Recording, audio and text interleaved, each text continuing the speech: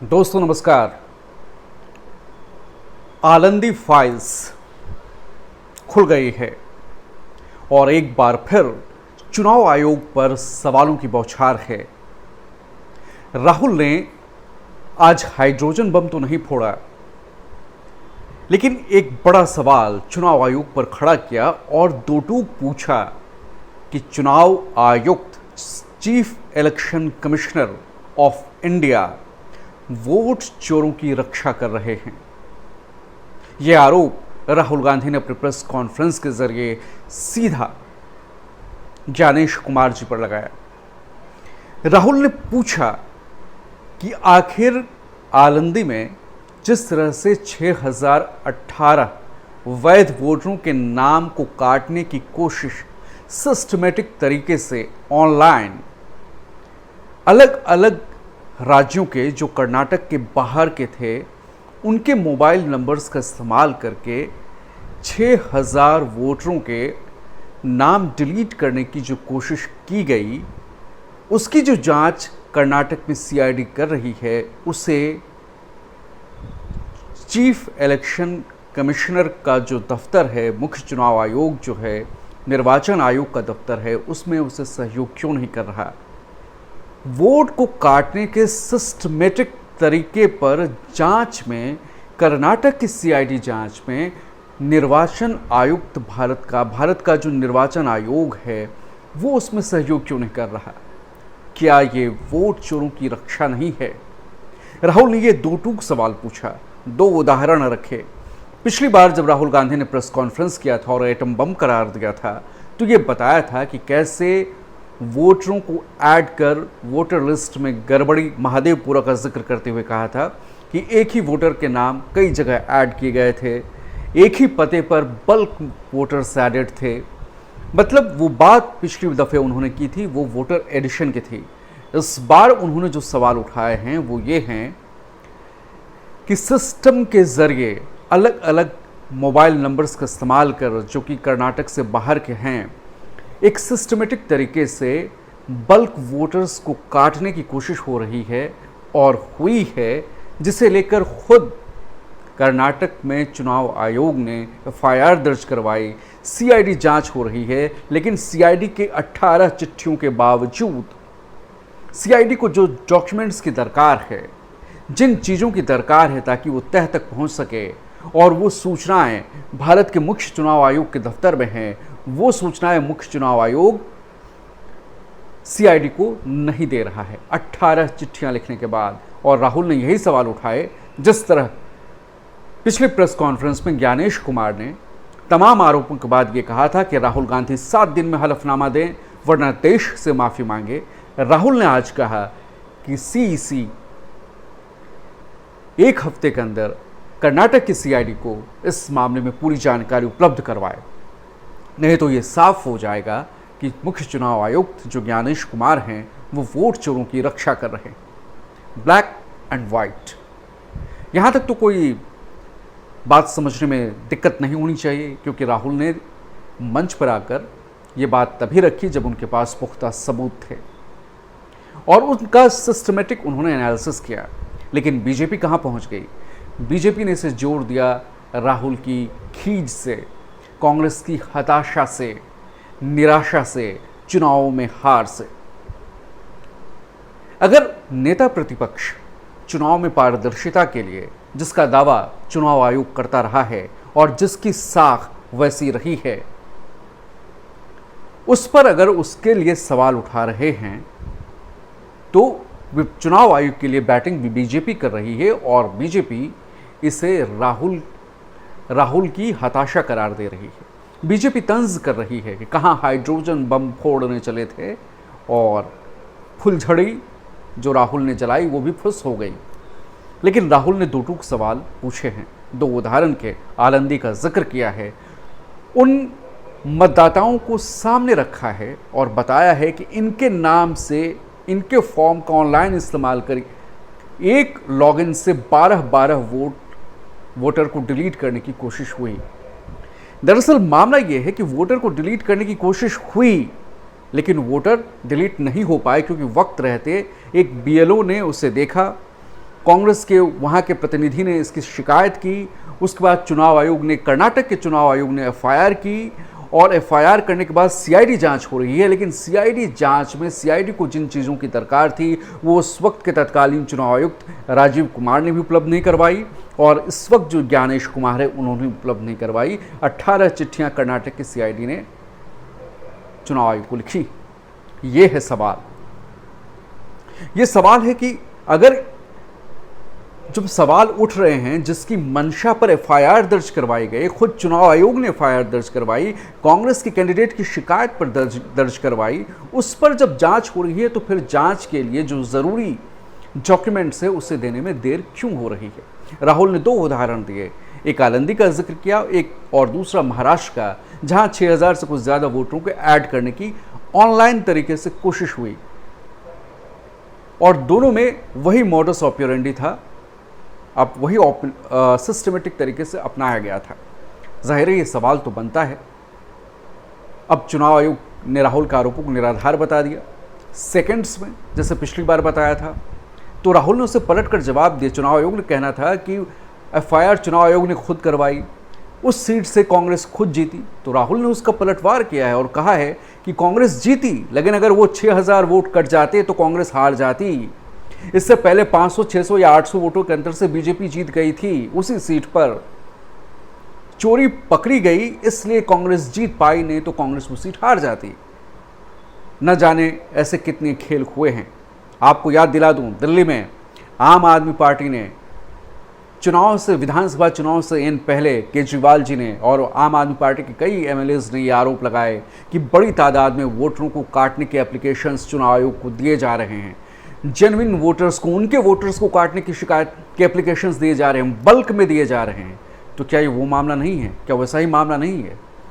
दिल्ली में तो अभी कुछ दिन पहले चुनाव हुए, ये मामला तो उससे पहले का है, वही मॉडस ऑपरेंडी है। आखिर ये कैसे हो रहा है? और जब हो रहा है तो उसकी तह तक पहुंचने की कोशिश क्यों नहीं की जा रही है? यही तो सवाल है। हर सवाल को सियासत की सहूलियत के हिसाब से कालीन के नीचे दबा देने से मामला नहीं हल होगा।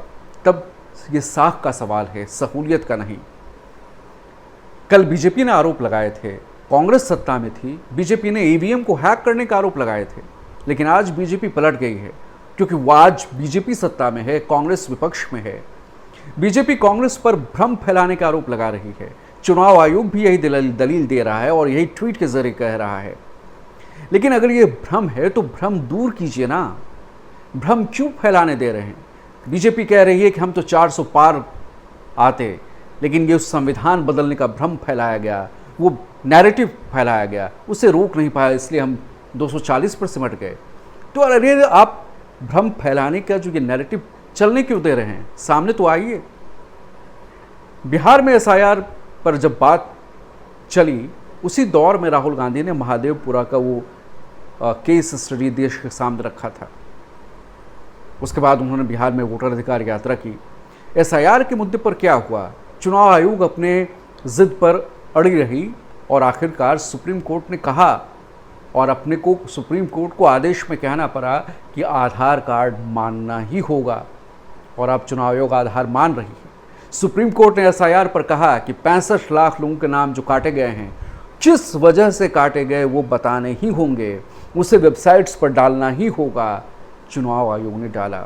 तो ये चुनाव आयोग की जिद है और उसके पीछे की वजह भी है। ये केंद्र से मोदी सरकार की जिद है।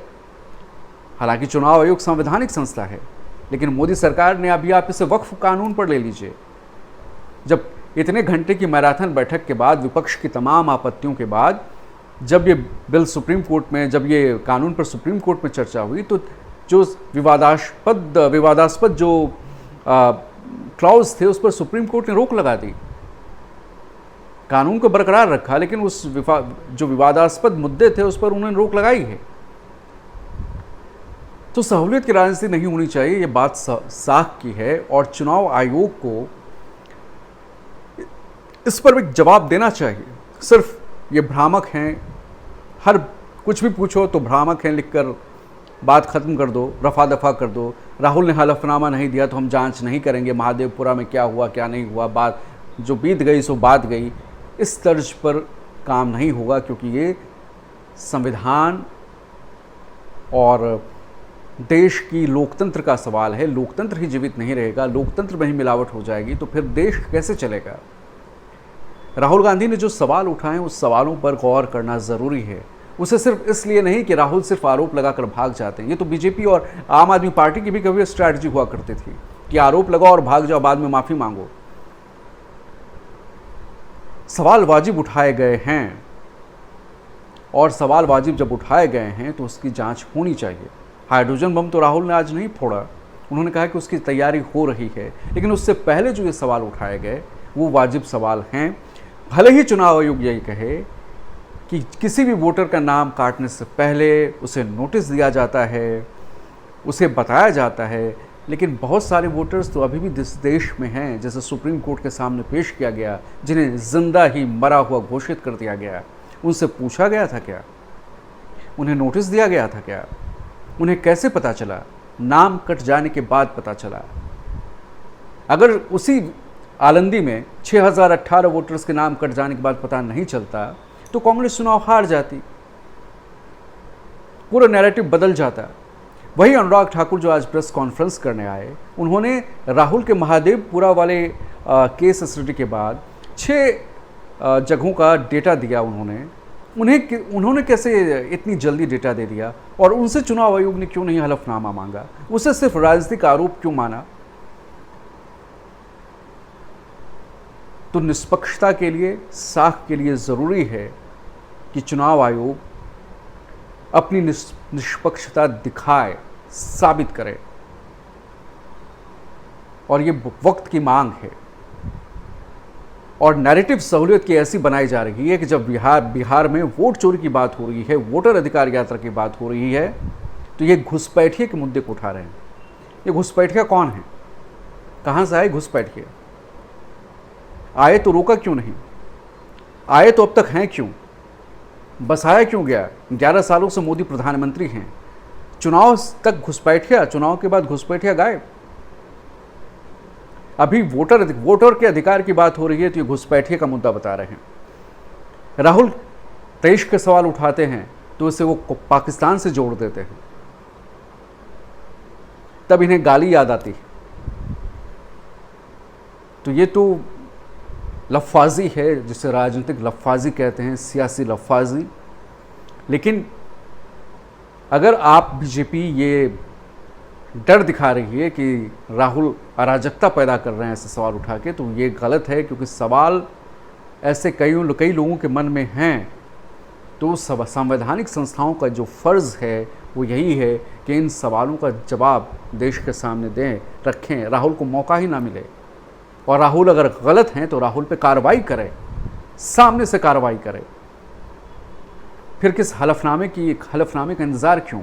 अरे नेता प्रतिपक्ष हैं, अगर वो प्रेस कॉन्फ्रेंस कर पूरी दुनिया के सामने ताल ठोक कर आरोप लगा रहे हैं, तो चुनाव आयोग किसकी नीचे किसकी पीठ के पीछे दबा हुआ है?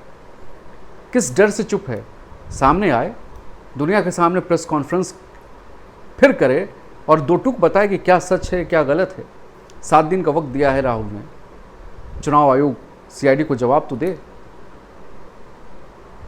तभी दूध का दूध और पानी का पानी हो पाएगा। सिर्फ वोटर अधिकार की बात हो तो घुसपैठियों की याद आ जाए, देश पर सवाल पूछो तो पाकिस्तान के समर्थन का आरोप लगा दो,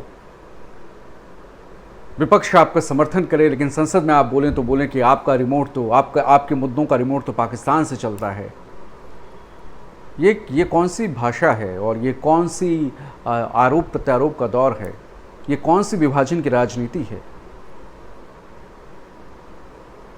सोचना होगा, सोचना चाहिए, और जनता वाजिब मुद्दे जो हैं वो मुद्दे हैं, उस पर अपने विवेक से विचार करना चाहिए और विचार करना ही होगा। और राहुल ने आज के प्रेस कॉन्फ्रेंस में यही कहा कि वो संविधान की रक्षा वो पार्टिसिपेट कर रहे हैं, वो बता रहे हैं। अब इसकी रक्षा का दायित्व जो है बहुत सारे संवैधानिक संस्थाएं हैं उन पर है, वो स्वो मोटो एक्शन ले सकती हैं।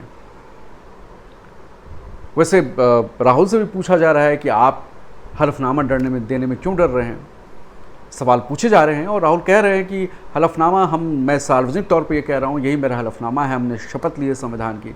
राहुल का आज का मुद्दा, जिसमें ये इलेक्शन कमीशन जानकारी छिपा रही है, 18 चिट्ठियों के बावजूद भी जानकारी देने में आनाकानी कर रही है, उस दो टूक बता रहा है कि शायद चुनाव आयोग को इसमें दिलचस्पी नहीं है, और अगर दिलचस्पी नहीं है तो ये साफ संकेत है कि वोट चोरों की रक्षा कर रहे हैं। आप कितने सहमत हैं इस बात से राहुल की, कमेंट में लिखिए। और अगर वीडियो पसंद आया हो तो लाइक, शेयर और सब्सक्राइब ज़रूर कीजिए। धन्यवाद बहुत बहुत।